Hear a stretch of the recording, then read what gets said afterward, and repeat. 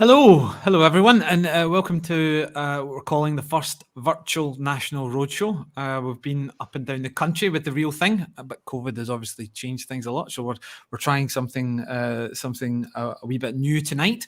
A big thank you to all our readers and subscribers who are joining us, or who'll be watching back over the next couple of days. I think we're keen to start doing a few more of these, maybe every month, every couple of months. Give our readers the chance to ask some of our columnists and some questions. I'm Callum Baird. I'm the editor of The National, in case you don't know. I'm joined by three of our top columnists today. I'll introduce them one by one. David Pratt, our kind of foreign editor, who writes a column for the Daily Paper, a big piece for the Sunday, and has actually got an extra big piece for the Sunday this week as well.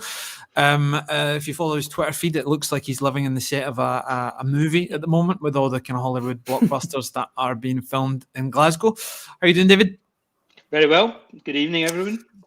And Lesley Riddoch, who needs no introduction, but I'll give her one anyway. A broadcaster, national columnist, indie campaigner of the year. Still, yes, yeah. There's another few months to go before we appoint the next one. Expert on all things Nordic. How you doing, Lesley? Yeah, well, I should have had a little Nordic, bra ready, but yeah, there's a word for that works for all of us. And finally, Kevin McKenna, a national columnist for other papers. A man not afraid to speak his mind, and one of the only columnists whose articles we sometimes need to tone down a bit before publication. You never told me that. Well, maybe you don't read the final version that goes into print. No, you and Michael Fry are the two that really keep an eye on.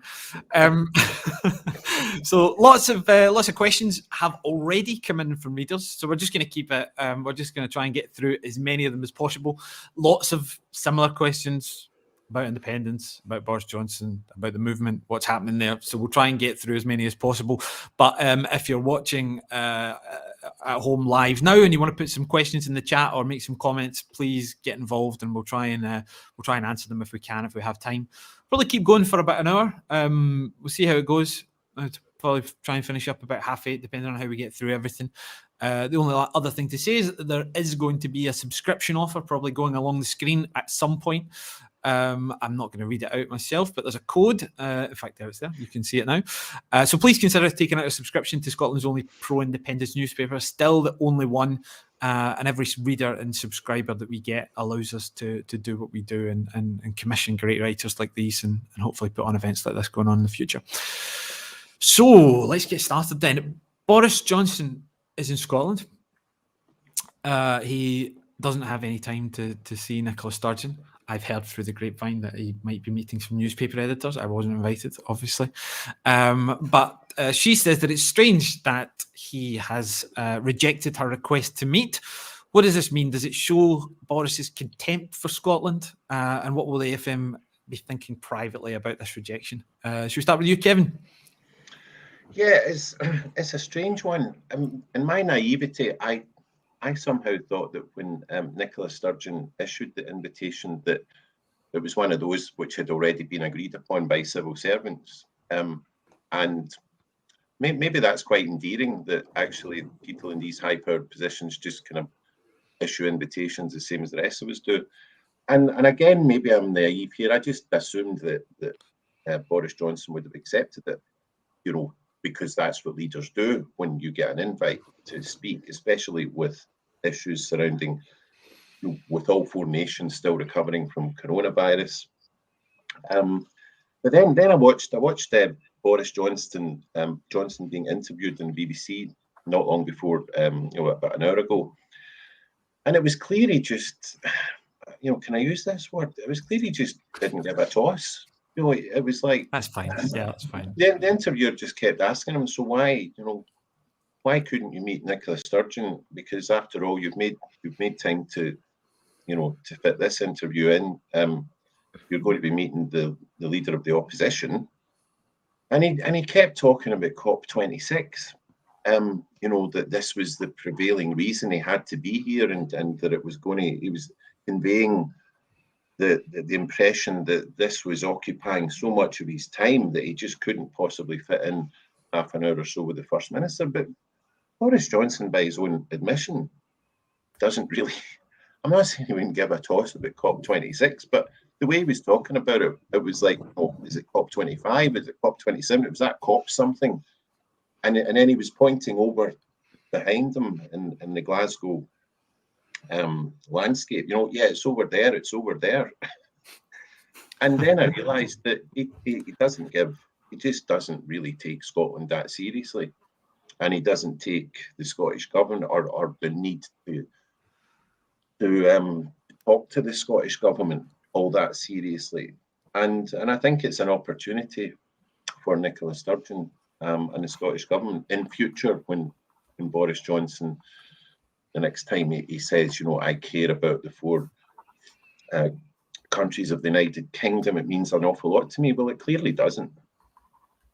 Yeah, we sent some people out to we sent a journalist out today to the streets of Glasgow to ask them what they would say to Boris Johnson, and that's definitely the kind of language that can't be repeated. But we've started it out in tomorrow's paper, and it's all very, very entertaining. What do you think about Boris's trip to Scotland, Lesley? It strikes me as a little bit more low key than the last one, possibly. But what have you made of things so far? Well, listening to Kevin as well, it strikes me that, there's that thing that if you're told don't think of a pink elephant, the first thing that comes into your mind is a pink elephant. So, Boris, in not going to Bute House, is trying to get you to not think about Bute House. Don't think about the humiliation. Don't think about him skedaddling out the back door. Don't think that there was, a spontaneous crowd there basically chucking verbal pelters at him. Don't think about anything that happened last time because he's not repeating it. But in not repeating it, he's making you think precisely about what happened last time and focusing your mind precisely into the obvious reason that he's never going to go to Bute House again, which is that he looked like a total arse. And, the BBC, I noticed, BBC Scotland, Kevin was watching that interview with Boris later. But one of their political correspondents earlier, in trying to explain why Boris wouldn't really be wanting to go and visit Nicola, was sort of trying to kind of allude to what happened last time without doing the pink elephant, and said basically that Boris doesn't want to appear like a colonial governor. And you sort of think, just breathe that further in, pal. Just take that right into yourself. What are we saying here? Because the other thing is that, Boris crossing the border is such a blooming event that it is like, well, where would you go but go and speak to essentially, your opposite number? It's like if I went up to Wick, I'd be on a 3-line whip to visit my aunt. I love her. I don't mind seeing her at all. It's a highlight of a visit. But why would you go all that way and not go there? So it's kind of like this. And I guess in the end, the way a lot of Scots will look at it, actually, although we can all have fun with the personality aspect of it and the fact that Boris doesn't want his backside handed to him again by Nicola and then well lampooned by Janie Godley.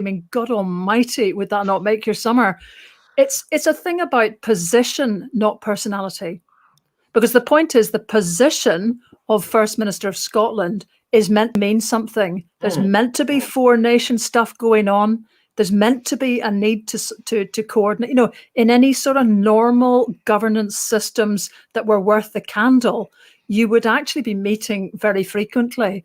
So, I think what this really brings home is that the position of First Minister in a devolution that Boris clearly thinks is a disaster is simply not worth respecting. And that's the sort of snub. It's the snub to the position that means something to us in Scotland. It means a lot.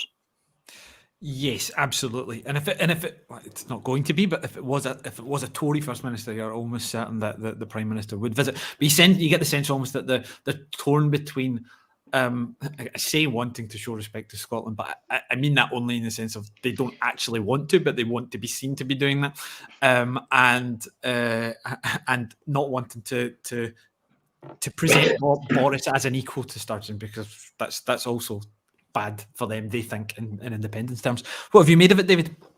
Well, I think the optics are everything, to be honest, as Lesley and Kevin say. And I think from Johnson's perspective here, he's kind of damned if he does and he's damned if he doesn't. Let's be honest about it. If you one of his researchers or advisors and suggesting that, if you go after the Butte House backslap the last time, that moment there, it could be and most likely would be acutely embarrassing for him. Any kind of meeting like that, the protests, people expressing their dislike for his visit or whatever. So to do that, he's pretty much damned. By not meeting Sturgeon, he's pretty much damned. Either way, from a tactical perspective, I think that it works in Scotland's favour, because it once again highlights the level of disconnect that I think that the Tory government and Johnson has with Scotland. So all in all, when you consider everything, I think we probably come out from a, dare I say it, from a publicity or from a propagandist point of view, in a favourable light. Yeah, I think that there's a sense that they're very aware that Boris is a big driver of support for independence. I want to kind of leave Boris. The bottom line is if he blinks in the wrong key here, he's crucified. They know that. It must be very, very difficult to harness someone like that and steer them through this kind of Scottish minefield, of which, of course, it's a minefield of his own in great part making. He has created the landscape of contempt that there is here for him in that way. But so kind of hell mend them in that respect, that they've got a bit of a dilemma on their hands when he pays a visit north. But the other thing that's quite amusing is that the British press, London press are fairly onto it. We were talking earlier, I had 2 calls from producers from GB News to only talk about 30 seconds to kind of get that one resolved, and Sky News actually, who wanted to talk about the Boris visit. So this will probably get us on to other subjects, but clearly London is just itching for another bus stop. It's almost like, in a way, they want the excitement, they want the adrenaline back. They've had Brexit, they've had big storms, they're fully expecting the next big rammy, the big blooming mother of the lot of them, to be Scottish independence, and they're kind of about, many of them are about as impatient as we are. Yeah, it's been a quiet couple of months on that front, hasn't it? Probably since the election. Just a bit, yeah. Yeah. Are you wanting to waft onto that, or have I prematurely connected us? I think that's probably going to dominate the rest of what we are here. I'll take it back to a reader's question then, and we can start off from there and then move on. So Derek, broadly, there's kind of 2 areas in which we got tons and tons of questions of this, but they broadly fit into 2 areas. And one concerns support for independence kind of more widely, what's happening, and it sort of involves like, how do we get there, what are the next steps, strategy, and then the second bit is the movement and how that's fractured a little bit with Alba, with infighting and all those kind of things. So I want to try and broadly kind of keep those 2 things separate if possible. So even just and I know they can't really be, but we'll try. So Derek Hatfield, first of all, he wants to ask, and this is actually something that we were talking about today in the newsroom, about we at the National as a newspaper very, very much tap into the momentum of what's happening in the political sphere, and particularly in the independence movement. And when there's loads happening, when there's loads of stories, where everybody's talking about it, it's all going well. And then when it's not, we find it a lot more difficult to do what we're doing and generate the stories and generate the interest in people coming to the site. So there was a period towards the end of last year, probably the start of this year as well, where polling for independence was looking absolutely brilliantly, and it was excellent. Every poll was 58, 56. I remember I designed a front page where I had Boris's head in the middle. It might have been his last visit to Scotland actually, and it said Boris doesn't think the public want independence. Has he seen the last 20 polls? And there was basically just 20 numbers in the air around them, and it was 56, 55, 54, whatever, all over 50. But it's dipped a little bit, according to pollsters, in the last couple of months. And Derek asks, what do we need to do? Well, first of all, why? What has caused this apparent dip in support for independence, if we believe it's the case? And what do we need to do to get it back to this level and beyond, which is obviously quite a big question. But I'm going to go back to you, Lesley, on that one, if that's okay. Well, fact ends for starters, because it's I don't know that any of us have got a kind of foolproof answer to that. I mean, I think during the COVID epidemic, we had two governments side by side, constant daily comparisons, and just such a comparison between leadership styles, and essentially political backdrops. I mean, we had, as Kevin said earlier, you have Boris, who you can't imagine him in a supermarket trying to bark out an order, his order. He just waffles. The way he approaches everything sounds like a man who has no control and no interest, actually. No interest in detail, no grasp of it. That's beneath them. That's not what leaders do. Leaders just sit and have peeled grapes chucked to them by, sundry flunkies, and figure out how to kind of do crony contracts. Right. Every time there was a news of one of those contracts, yet another just unbelievable just departure from any standards of governance. I think that Scots, who are a tediously law-abiding bunch, actually, were just shocked to the core, actually, that this could pass for governance. So there was just that daily thing going on. And then there's Nicola, God love her, pitching up every day, looking together on it, explaining things properly, anticipating how people won't understand something and saying, yeah, you might think this, but here's how it works, really. Janie Godley pops up later, turning it into, a couple of syllable instructions in case you didn't get it the first time. And I mean, I can remember at one point being out, coming down on my bike, having a bit of a kind of traffic jam in the road here. There was an oil delivery. There was a car behind it. There was a car behind it. They were all wondering how long the guy was going to take. I wheeled past on the bike. All the cars were listening to Nicola's, her COVID briefing. The guy delivering it in the lorry was listening to it. The woman in the house was listening to it. It was just like, you were basically hearing what a government can be like. Our government, driven by Scots, speaking like us, who didn't screw it all up any more than anybody else in this four nation setup did. So I think that was a huge boost to confidence. And it was happening in the absence of anybody actually really discussing independence. Nobody was asking difficult questions at that point, particularly about borders, currency, yada yada, because actually nobody was discussing it. So I think as soon as you get out of that context where you're not seeing that same kind of compare and contrast, and you are now in a stage, we're out of that stage. We're in the stage which we should be moving towards applying for a Section 30 order and having a strategy for an independence referendum essentially next year. And, that now has to happen, because in the absence of those preparations and in the absence of answers, people can only conclude that the Scottish government is essentially bottling the proposition. That's the stage we're at. So you have to put up, or people will basically feel that the argument is not worth defending. And I know Mike Russell's been appointed. He's going to, apparently by September, come up with answers to all the thorny questions.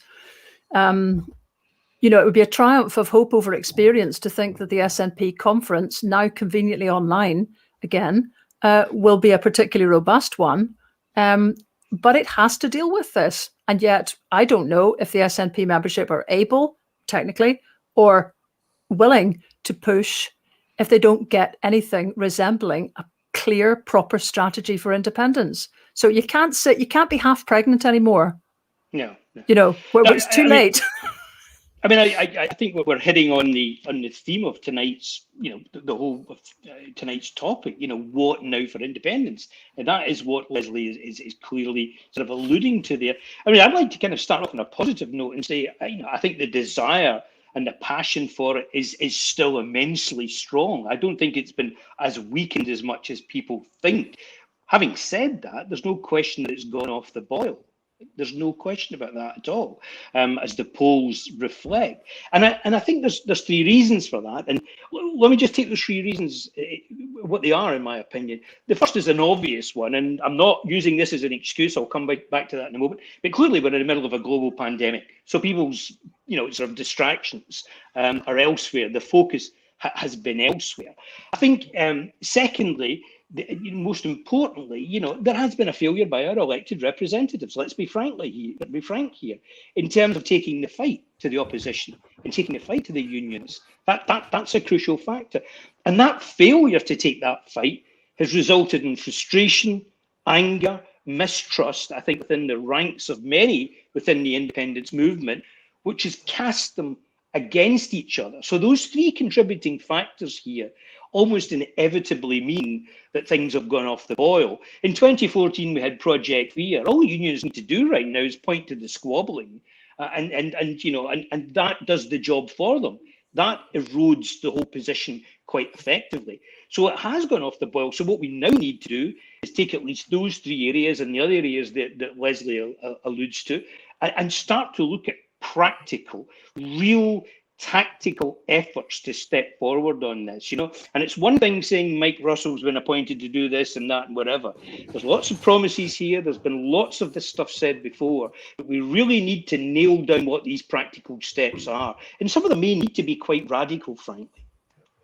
Yeah, I think we're trying to get Mike to do one of these, and I think he's amenable to it in a couple of weeks' time, where we'll ask readers again and put these points to him. I think, but you've been quite a vocal critic on this, David, over the past few weeks, and well, I think that the article I wrote, when I referred to the headline was something along the lines of Westminster lapdogs, I felt it had to be said. I'm amazed that it hasn't been said more vociferously, more forcefully already. People have made these points, and it takes the Don Butlers of the world to stand up in the Commons and call Johnson for what he is, for us suddenly to realise how inadequate some of our elected representatives, SNP MPs down there, actually are. I'm not tarring them all with the same brush. Clearly, some are better than others. Clearly, some are better equipped. Some of them are more vociferous, more passionate than others.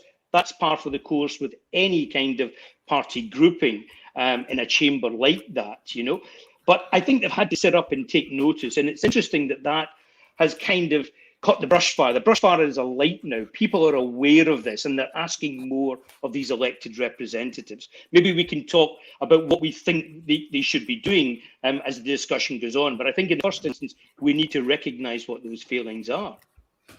Yeah, what do you think, Kevin? Broadly agree?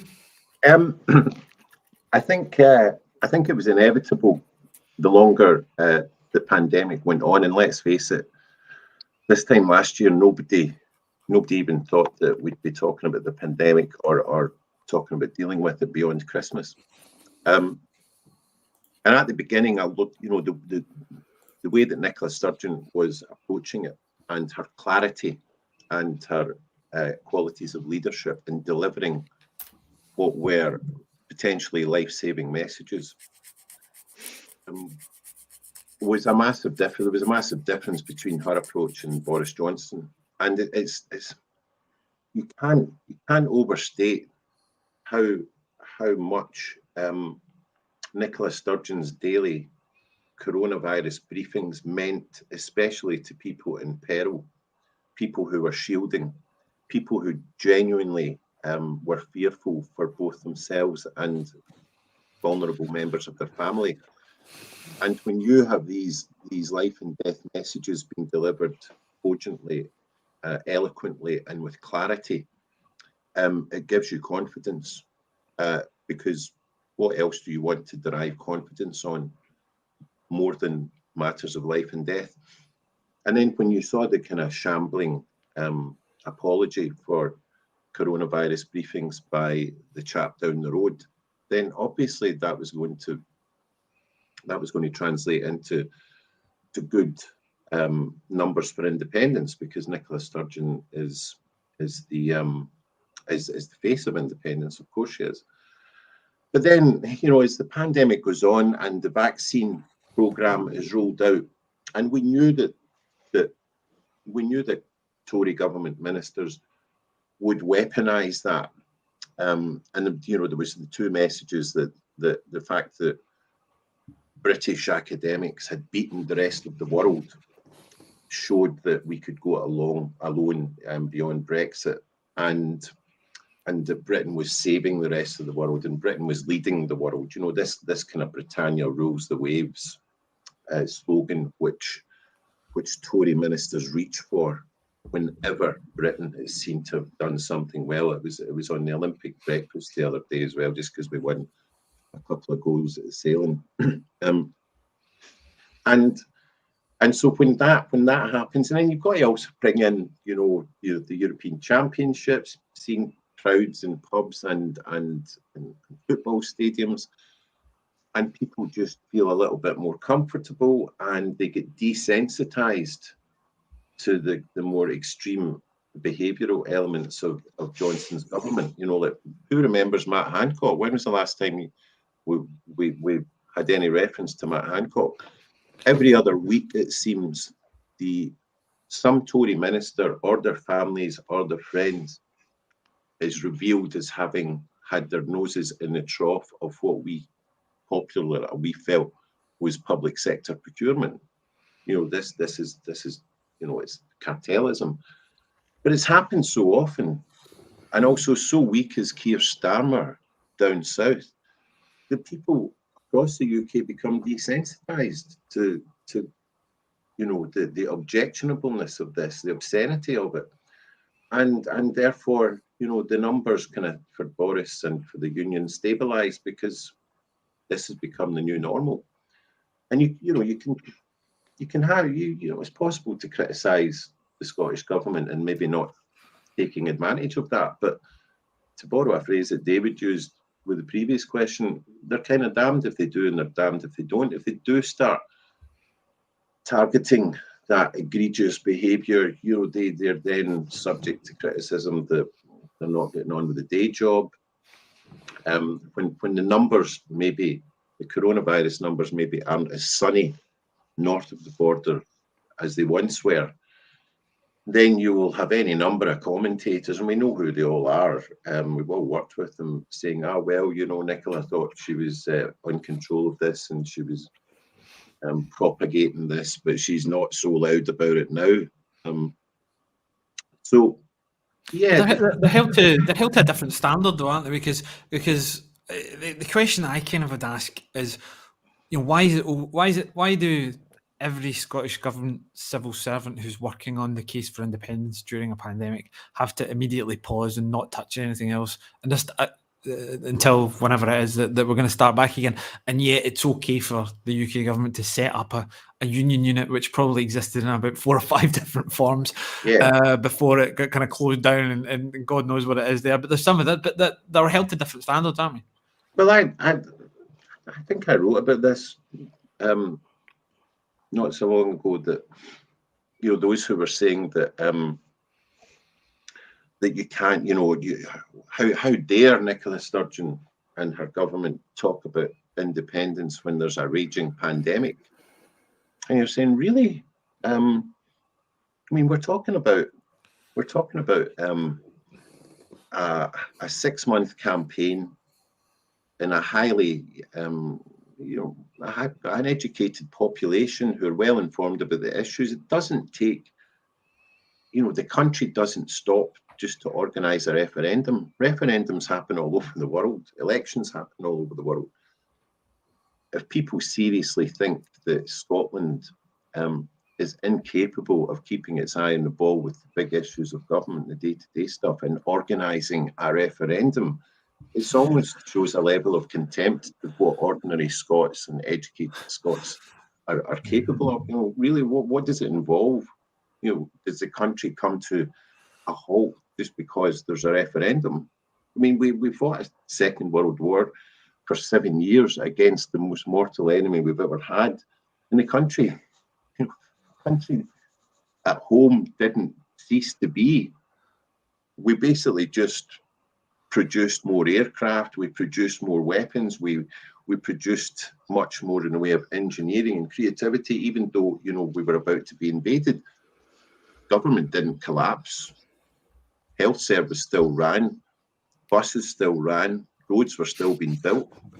This is a kind of like a Tory trope, you know, we're too stupid to keep our eye on 2 things at the one time. Well, maybe they are, Maybe they are, maybe that's their experience, but it's not been my experience. I mean, behave yourself. Right, I mean, I'm sure we can chew gum and walk at the same time. I mean, as Kevin says, I mean, there's no question of that.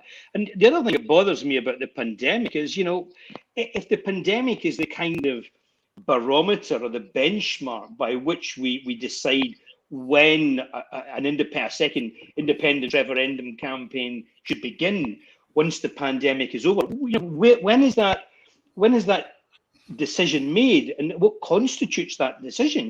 I mean, is it over? Is over when it's over? What does that mean? I mean, this can be prolonged. This can be prolonged forever, and it does allow both unionists and, frankly, slackers, if I can use that expression within our own ranks, to kind of use it as an excuse.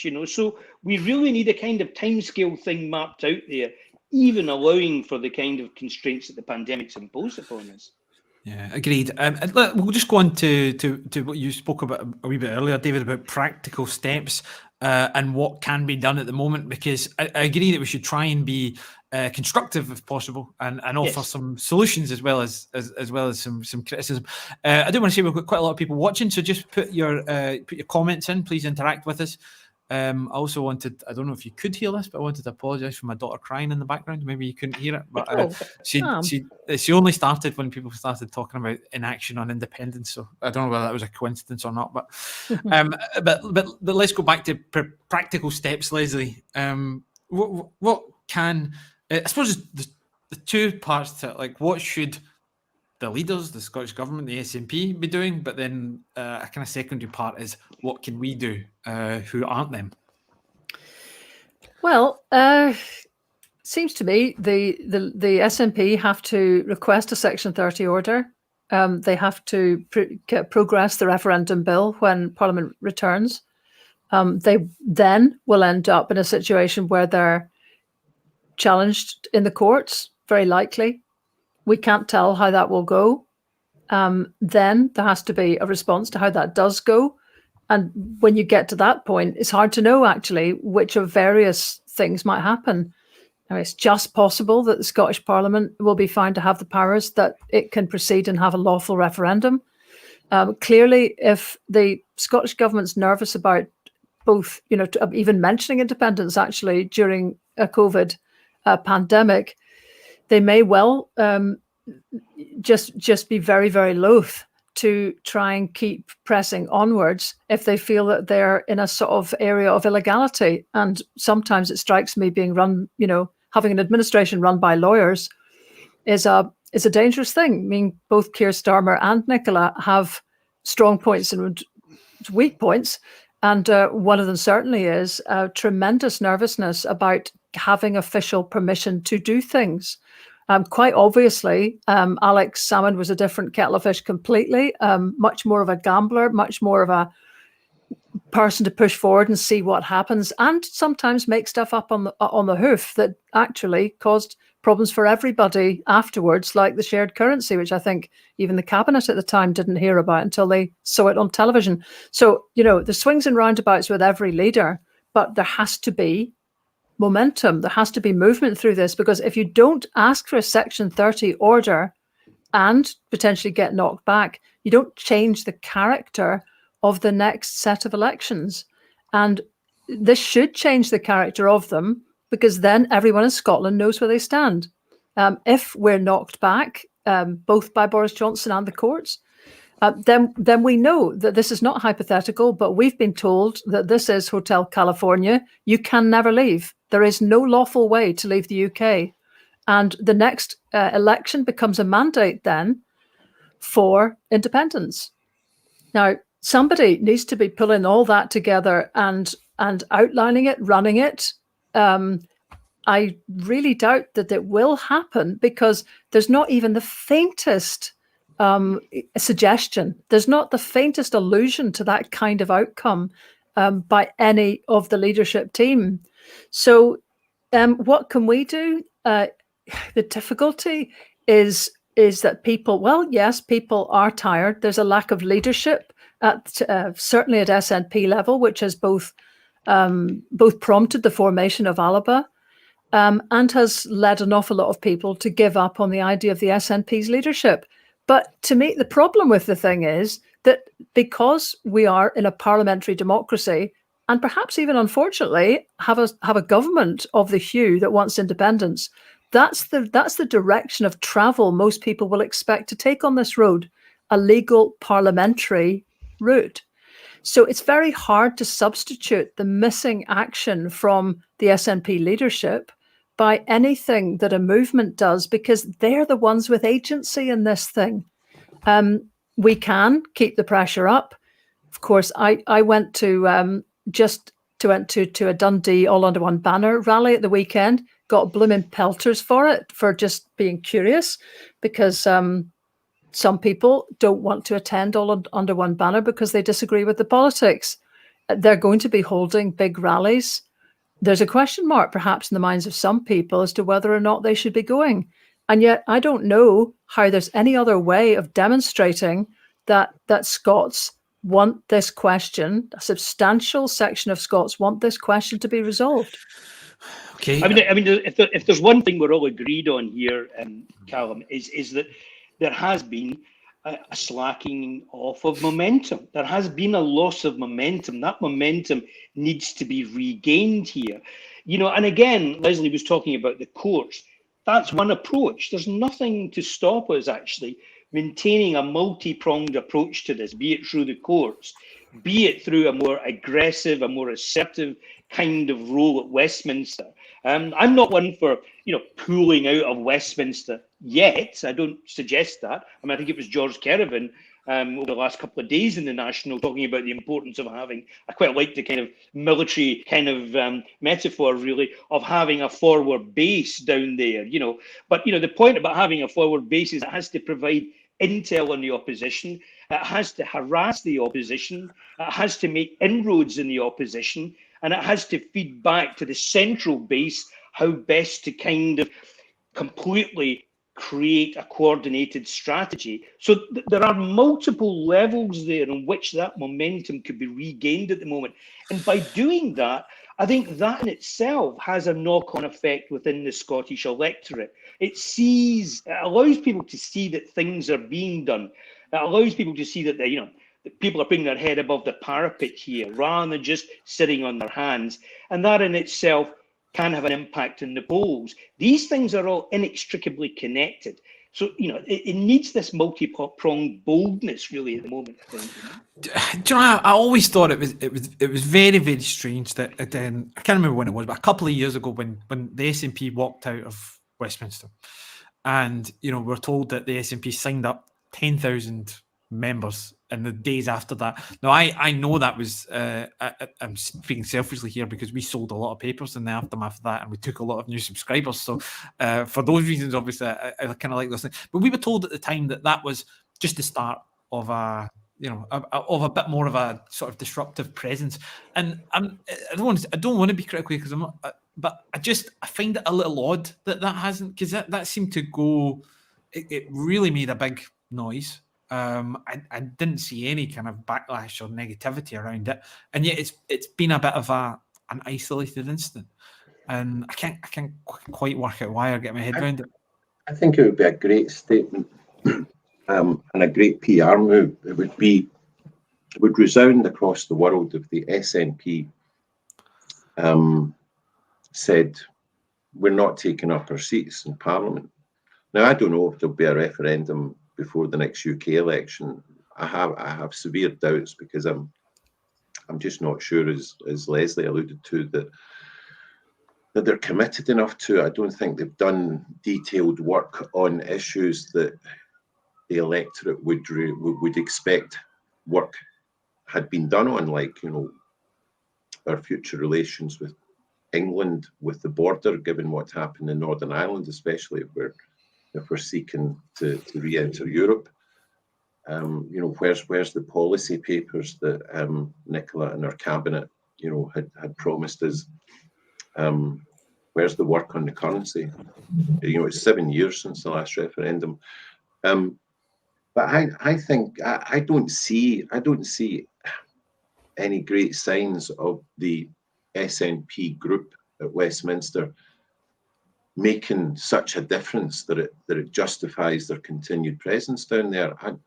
I read David's column a couple of weeks back, and I was kind of found myself cheering, because all I see largely, and I know there are some good people, is indolence and repeating the, you know, when Ian Blackford, and I mean, I don't want to criticise him personally, because, you know, I know the chap works hard, but it's the same sloganising when he gets to his feet.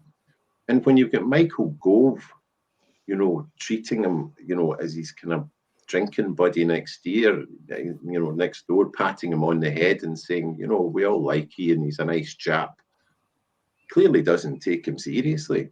But meanwhile, at this point, the SNP leadership in Scotland, aided and abetted by certain actors in the SNP group at Westminster, have effectively sidelined and marginalised Joanna Cherry, who was the most eloquent advocate of Scottish values and Scottish policies and independence in the enemy's camp, so to speak. But more importantly, she had the respect of people across all the parties. And, you know, when she spoke about issues, even when the UK government ministers didn't agree with her, they still respected what she had to say. But all that's happened is that certain people, through petty jealousy, I suspect, people who just didn't like certain things she was saying on gender, and I'm not going to go into that whole debate, decided that we will just alienate, we will just sideline and marginalise one of the best adverts for Scotland and Scottish independence in England. So I'm left thinking, what's the point?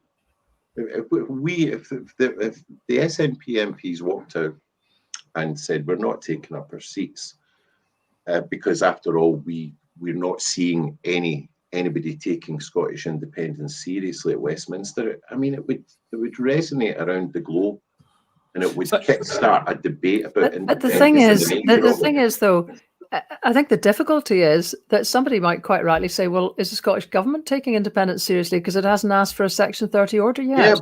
Yeah, you know, the moment for that, it's like a synchronized dance. You know, what has to happen first is you have to try and get into the club, and then the bouncers have to knock you back, right? So you know you stand, you're on the pavement. Then you can take it from there. But at the moment, we're not precipitating the knockback by not trying to ask for the Section 30. So any strategy that flows after that is kind of redundant. Actually, Joanna, who is a good friend of mine, we've talked about this many times, this the idea of abstentionism. And of course, she's another lawyer, though a fairly feisty kind of go-getting one. And her feeling is that she would be happier if she'd stood on a platform when she was elected of abstentionism, which is what Sinn Féin did. They didn't sort of, in a sense, opt out halfway through proceedings. I'd imagine you could make that argument, however, if something as cataclysmically important to your cause as having a Section 30 order requested, which had been mandated in the Scottish election and then knocked back directly by Boris, that's a game changer. And I would think then you've got the moment where withdrawing from Westminster makes sense. But until a confrontation has been precipitated over the clash that really exists in the will of the two governments, we are just sitting stirring the pot.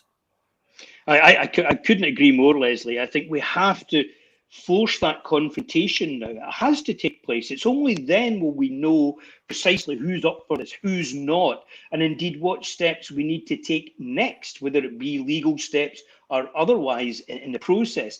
But if I can raise a related issue as well, I'm quite sick to the back teeth. I'm sure, like my colleagues on the panel and many others, you know, who have friends, contacts, associates within the Scottish government, within the SNP and whatever, I'm getting a little bit fed up with the constant reassurances that I'm giving that the work is being done. I'm always being told that somewhere behind the scenes there are, you know, thinkers sitting down round the table who, with some kind of blueprint being drafted, whether it be on currency, whether it be on relations with England or this or that or whatever. Now, I'm not for a moment suggesting that that's not the case and that they're lying, but I see precious little evidence of that. And I think it would go a long way, I think, to reassuring and reinvigorating, yesers like ourselves, if we knew, in fact, that that stuff is taking place and there is real tangible evidence of it, not just a suggestion that it is going on somewhere. Let's see the evidence. Let's take these physical steps, like the Section 30 that Lesley's talking about there. It's time to really push hard on this. Would these strategists, thinkers, might argue that playing their hand and letting us know? Callum, I've heard people. this. You don't telegraph the opposition your intentions, but as any strategist will tell you, there are ways of actually getting that information out there, reassuring your voters, reassuring your electorate, without necessarily tipping off the opposition or giving them some kind of strategic advantage. You don't need to be, Einstein to kind of work your way through that kind of stuff, So that for me doesn't wash anymore. But there's even more to it, I think, than that, because you actually have to build a case for independence. It's astonishing, absolutely astonishing, that 48% of the population are up for a proposition that has no strategy attached to it. Strategy. So actually that's really pretty impressive. A lot of other people, I think of myself quite strongly, over the period of Brexit and COVID, have essentially detached themselves from any belief in Westminster, especially with Boris at the helm, but pretty much anyway, because Westminster can reproduce that kind of almost tyrannical control at will. So people, I think, have realised the massive limitations of Westminster, but they haven't attached yet to Scottish independence. And why should they? Because there is no case being made for it. I mean, a lot of people will be waiting. Now they're kind of not at all sure about the UK. It's dodgy. It's perilous. It's not the kind of safe pair of hands option that it was purported to be last time around, demonstrably. But they have to hear a very concerted case put for the new case for independence, which has obviously got a lot of the chairs have moved. And they deserve that. That's treating the electorate seriously. Now, you don't just roll that one out at the last minute. This was, the great mistake Tony Blair's administration, sorry to bring this in, made, was the idea that you could change things by stealth. Stealth taxes, stealth shifts in wealth, stealth redistribution. And when it came to the bit, the electorate had not been won over. They did not necessarily agree that greater equality was better for everybody. So the second that there was someone moving into that political space, they lost control. You can't win independence by stealth. You have to keep building it. You have to keep making the obvious points all the time. At the risk of sounding like a blooming broken record, there are very clear, good points to be made about the environment, energy supply, oil prices, the green future, the kind of things that David is the expert in, our place in the world. All these points, our protection of refugees, our excellence in refugee integration. You could go on and on. These points always have to be made in relation to how hamstrung we are in developing the country we could become. I mean, it's not as if the Tories or the Unionists aren't handing us daily the building bricks with which to make this case. It's an absolute, it's a gift that keeps giving. I mean, it's like any other sort of political grouping would be embracing this. They would be embarrassed by what they're being offered in terms of the ammunition to hit back, and would be tripping over themselves to use it. Why is that not happening? Why do we not see the evidence of that happening right now? Is it because it's not happening? And we're being fibbed to? There's another factor that troubles me too. Here we are kind of discrediting, the role at Westminster. But I mean, anyone will tell you, there are curious relations between our SNP elected representatives at Westminster and those at Holyrood as well. I'm not quite sure. I know certainly from a press perspective that quite often there's not an awful lot of joined up thinking going on between the two either, which again suggests that there is no real kind of thought through blueprint there. That's really troubling. These are fundamentals that we should have long overcome by now. Okay, I think that's the cheery bit now. That's it, Callum. I think it's difficult when everyone's on the same page to kind of have a bit of a back and forth, isn't it? But you're doing very well. I was talking a little about that's what's happening with independence. We're now for independence.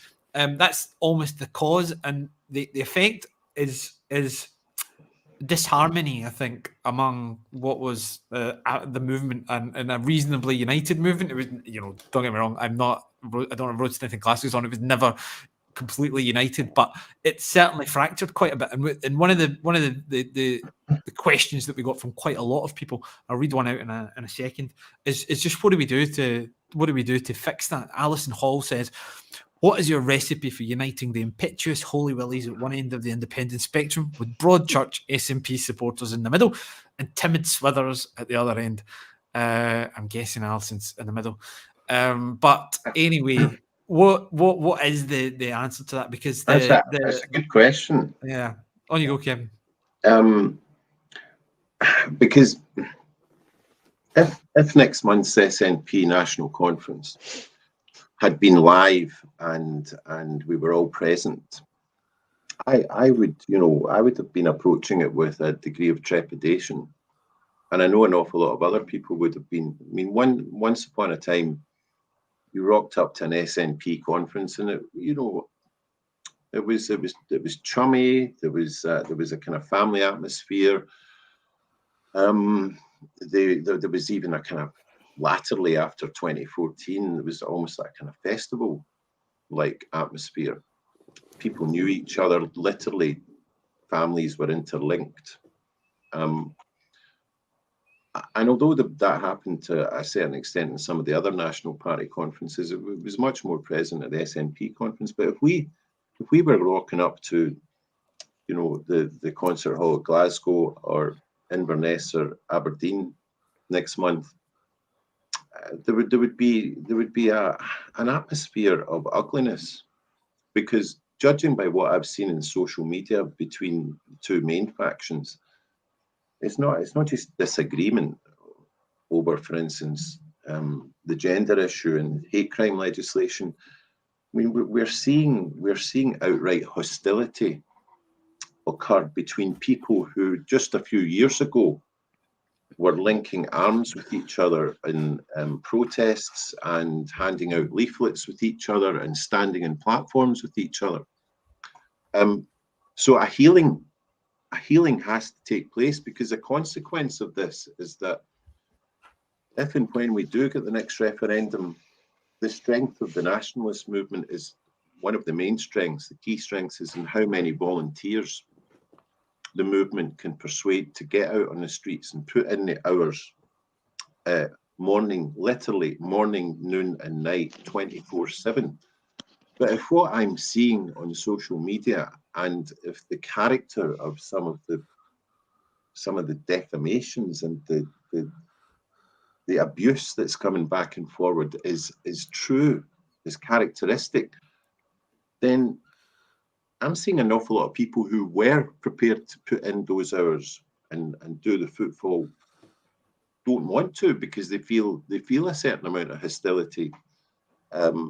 They wonder who they're going to be sharing platforms with, and if that's not there at the next referendum, we're going to struggle. And I think it's going to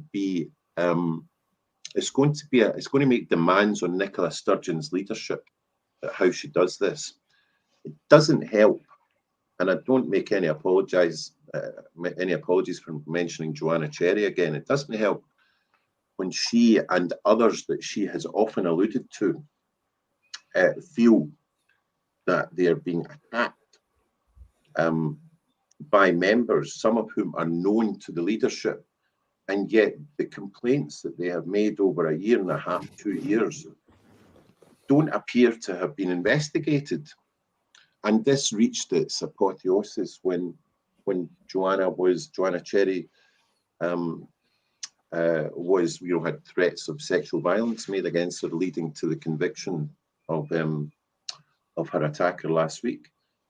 This has to be sorted out as a matter of priority, and it's clear leadership and a clear statement of intent that people can safely go about their business on behalf of that party. I mean, I think that the thing too, I think in terms of this healing process, is that across the movement, people have to realise that no one person is bigger than the cause here. That there is a need to kind of park a degree of narcissism. There's a real need for people to kind of stand tall, frankly. I'm trying to be positive about this now. They've had some real terrible ruptures within the movement of late. It requires people across the board to kind of step back, say, like, calm down here. Let's get our heads together here. Who's benefiting from all this division or whatever? But no one person is bigger than the actual cause of independence. We need to get that message out there. But also, the healing process will come about.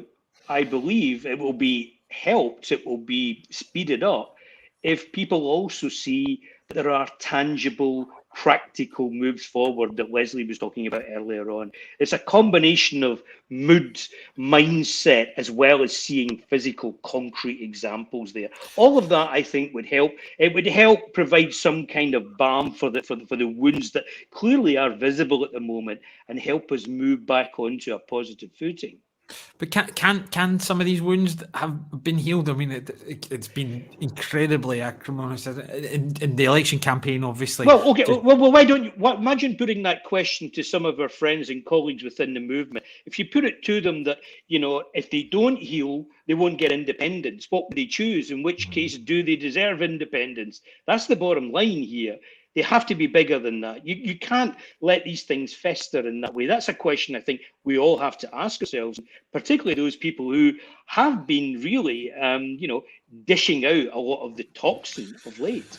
Yeah, speaking as editor of the paper here and trying to navigate a course through that election campaign, which was one of the most difficult ones for us to cover, because they're clearly, from the number of letters that we were getting and the number of responses on social media across all our channels, there's clearly a large proportion of our readership that was pro-Alba, was going to vote for them.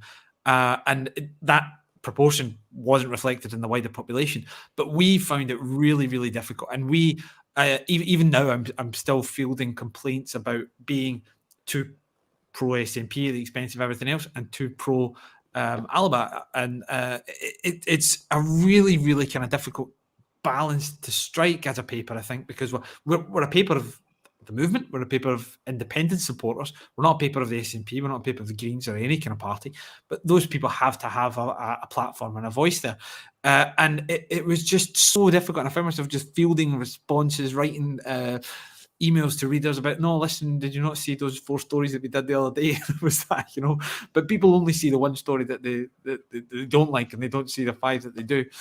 I don't know, Lesley, you've got your ears to the ground, don't you? What's your take on this? I mean, I absolutely agree. I actually felt physically sick during most of that election campaign. It was like watching your family, just as Kevin said, just turning on each other and kind of just pulling arms and legs off each other. And it is very difficult. But I mean, when you think about the things that people are able to do in life, people are able to sit in Northern Ireland with folk who come from traditions that have been responsible for killing their families. People are sitting down in war-torn areas where they're having to deal with the Taliban. I mean, if we just can get a sense of proportion about this here, what not very much annoys me in life, but one thing that absolutely infuriates me is the demand to take sides.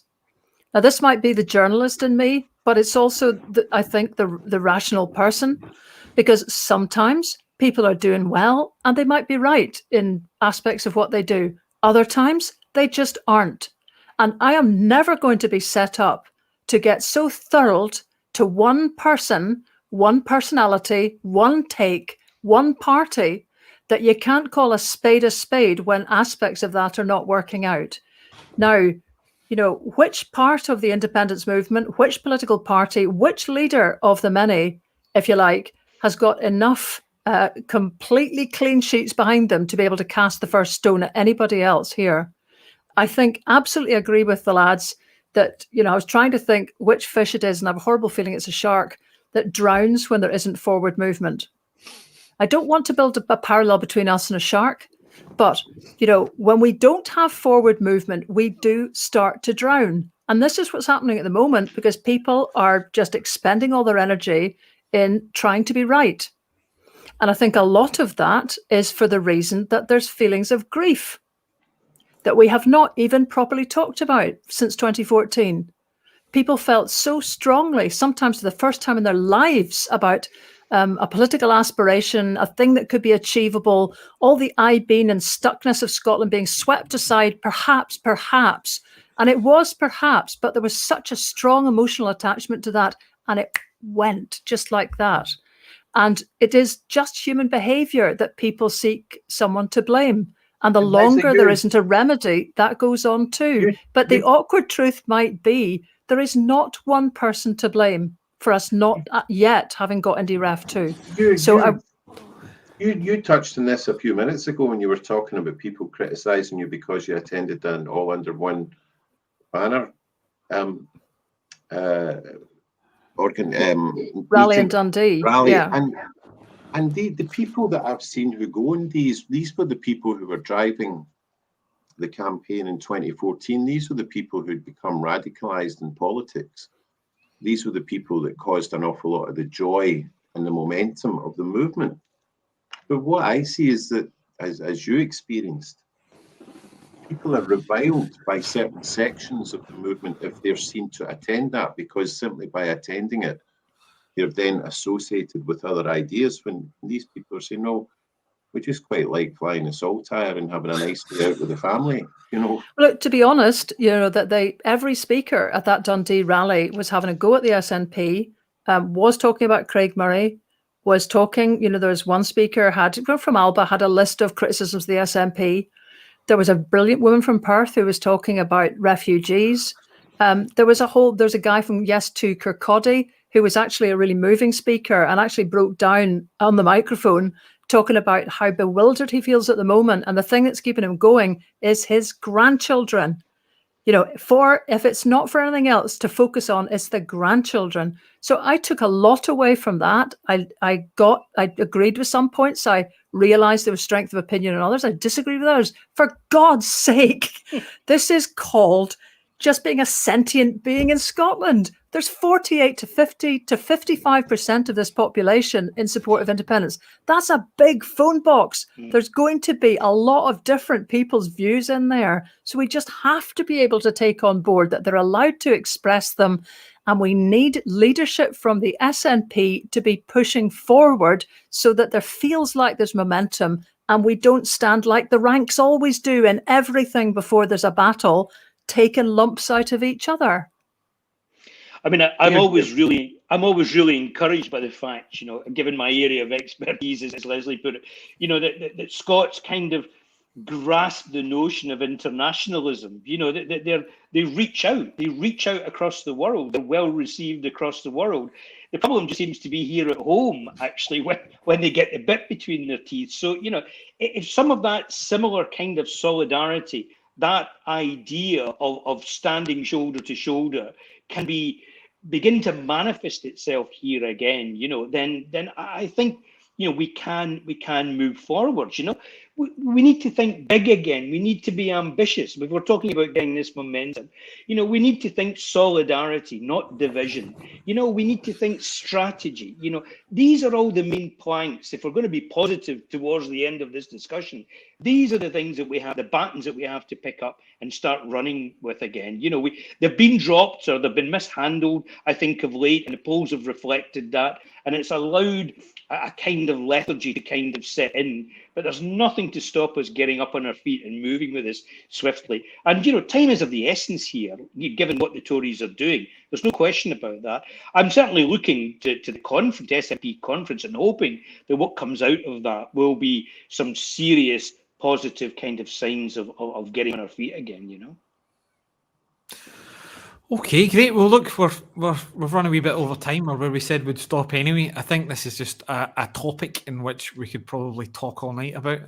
It's really fascinating, and I think hopefully everybody at home, listening, watching, has enjoyed it, and we'll come back for the next ones. I'm sure we'll have all of our guests back again. And I did want to just thank you all for coming first of all, and just ask one kind of final quick question. So. It's kind of putting the cart before the horse a little bit, given some of the stuff that we've been saying. But again, we asked our readers for questions. We asked our readers for to what they wanted to ask you guys. And the one question that everybody said was just, when do you think the next referendum will be? So I don't really want you. I just want you kind of predict a little bit. I don't want you to. Less than, I was going to say one word, but one word's probably not enough to answer the question. But very, very briefly, what do you guys think? Kevin, first of all, when do you see it happen?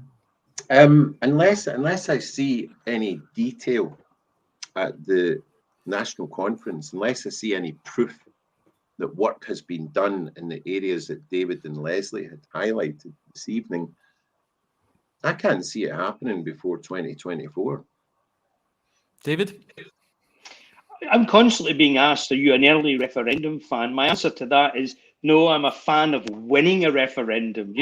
I know that might seem like an evasive answer, but in terms of chronological kind of timescales, and I would agree with Kevin on that. If we don't see that movement happening through the next conference, it's hard to envisage it before 2024. Yeah. Leslie? Right, I'm just a naked optimist, well, clothed optimist, but I'm saying late 2022 because it has to be. Hurrah, hurrah. Good on you. Well, Leslie's got better connections in the party than I do. So, No, the point is, if everybody is perming, if everyone is perming in that they sound off the ball and inert, what does it do? It frames it up and it encourages them, right? So I'm saying, logically, Boris could go early, so that could be a 2023 general election. So you're not going to get that year. He's quite capable of doing that. He probably will, given his slide in the polls. 2022 could be the only year that you get a good shot at it. So we have to act like we expect rational, bold and courageous decision-making by the SNP, or they will slough onto the despondent outlook of just, Neverland. So come on, 2022, the end of. We've got to think it's possible. Well, hopefully this discussion's fired people up again, and maybe one or two of our elected representatives have listened to it and get things moving. I certainly hope so. Yeah, we'll need to clip it up and send some clips to all our favourite MPs and MSPs. No, look, thanks very much to all three of you for joining us. I really, really enjoyed that discussion. I thought it was great, and I'm feeling a bit uplifted after that. I was feeling a bit kind of the same lethargy, but I'm feeling good now. I'm going to go out and chap some doors. But thank you very much. The subscribe using the code there that's been running along the bottom. Please do that to support us. You can probably read about this discussion in the paper and over the next kind of few days as well. And stay tuned for the next one, because we'll try and do these, if not monthly, at least every kind of 6 weeks or so. I think they've been really valuable, and we'll try and get some big name guests and let some of our journalists grill them for half an hour. Maybe we'll get some of the answers that we're looking for. But any of the three of you can volunteer as well to play that role if you want. You're talking about big name guests. Yeah, do we fit that category, Callum? All I need to do before that is dust off my helmet in Kevlar, and we'll be absolutely fine. Yeah. To be honest, we might not get them on if we say you guys are doing it. But okay, we'll wrap it up there. Thanks very much, everybody. See you all soon. Okay. Thank you. Cheers. Night. Thank you.